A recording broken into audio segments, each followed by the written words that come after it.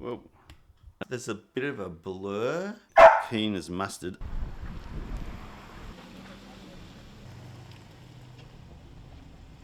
I like that. This is on a camcorder. This is why I'm getting so excited.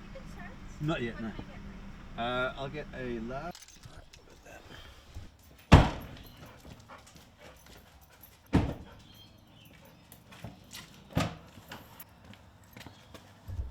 let's put this inside.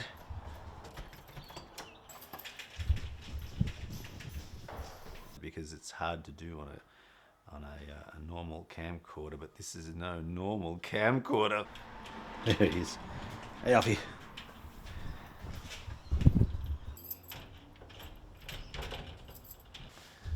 Take more things out the back. Go out now.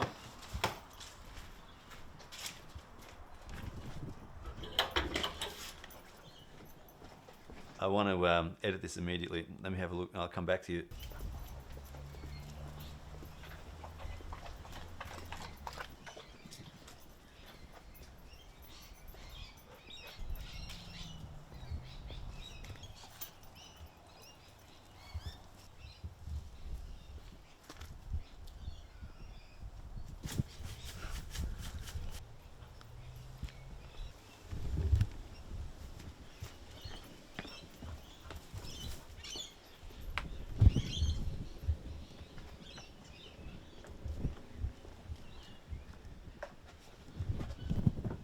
I love it so much.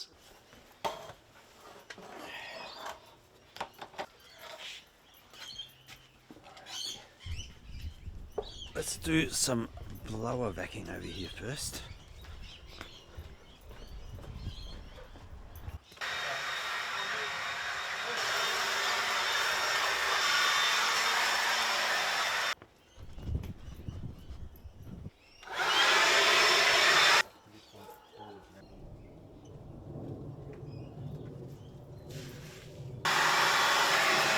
Well, it's definitely pretty much done there.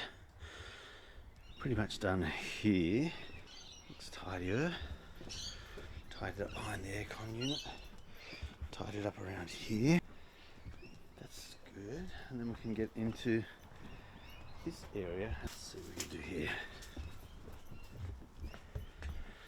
I've already gone through one Ryobi battery, onto the second.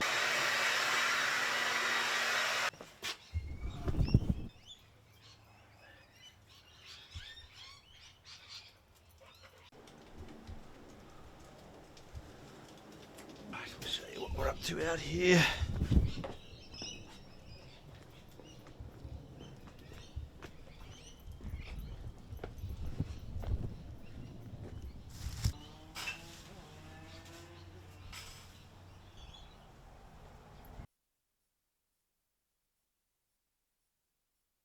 That's my mother-in-law's house that I was cleaning up after her passing suddenly, and I wanted to make a video recording of, I guess, a part of her life.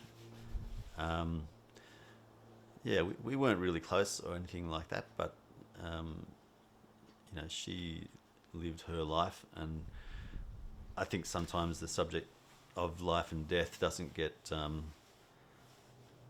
talked about by a lot of people. It gets it's hard. It's a hard subject to talk about. Death in particular. Life is obviously easy, but a part of life is that whole death aspect. And I like the Stoicism as a philosophy, and it puts a lot of emphasis on death and how that can be used as a motivation in your life to really, I guess, focus on what's important and what is not that important. Like, I like having fun, don't get me wrong, and I like laughing like everyone else does. But when you integrate the aspect of death into your existence and your thoughts, I don't know, you get a sense of, maybe not urgency, but importance of how you spend your time. Because that's the thing, that's the most important thing I think in life is, or the most valuable thing I think is time. it's not money. Um, it's not what. How can I phrase it? It's not the motivation of my life, money. My motivation, I think, is around relationships and around people, and what's important in that context. Yeah. So I think what allows us to spend that time, or that what allows us to have the importance around relationships is time, the time spent with each other. Yeah. So what we get around about 80 years of life, and how do we spend that? What do we do? What do we prioritize in those 80 years of our life? Like tidying up around the house, it just had brought back a lot of memories, with the other side, I guess, of my family, my wife's side of the family, and the memories that come attached to that place that I was tidying up, lunches, Christmases, Easters, things like that. I've got my side of the family too, which is really important to me.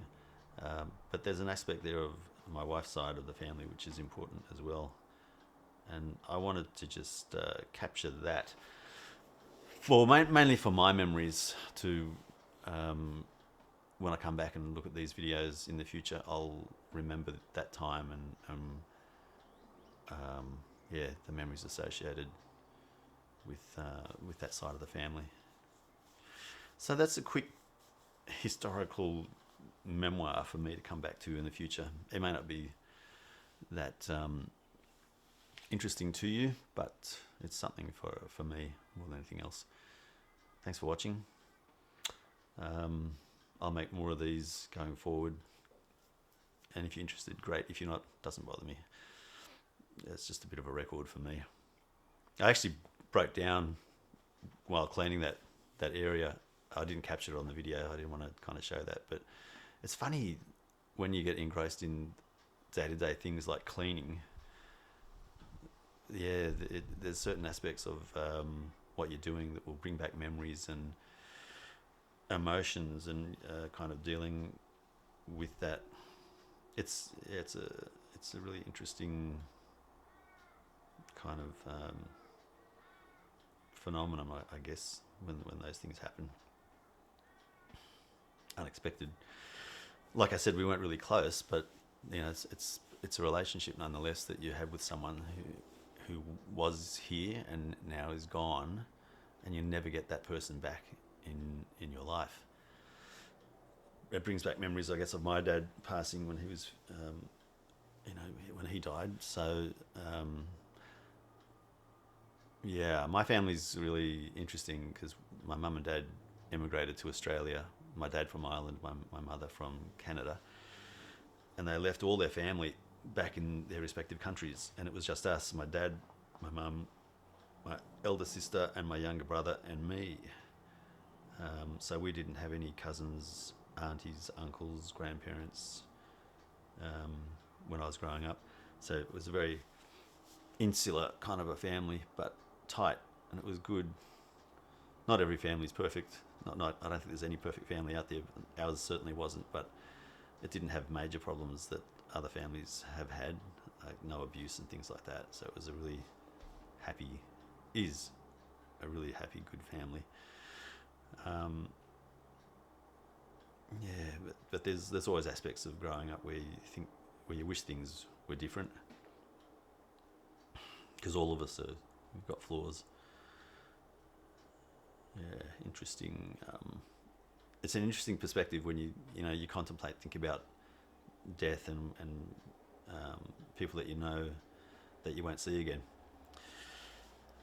Yeah, and I'm 58 now, so it's starting to hit home more and more that life on Earth is not permanent. When you're younger, it seems that life will just keep on going. But the older I get, the more I realise, there's going to be an end day. There'll be a date where it stops. Yeah, and it makes you appreciate, I guess, the relationships that you've got, and what's going on in life as well. Especially now in spring, when there's new life and things growing, and like a renewing again of the year coming up with new flowers and plants and things starting afresh again. There you go, a bit of a deep-ish video today, but like I said, more for my future reference than anything else. Yeah. There you have it. Thanks for watching. We will talk again in the next one. Take care. Bye now.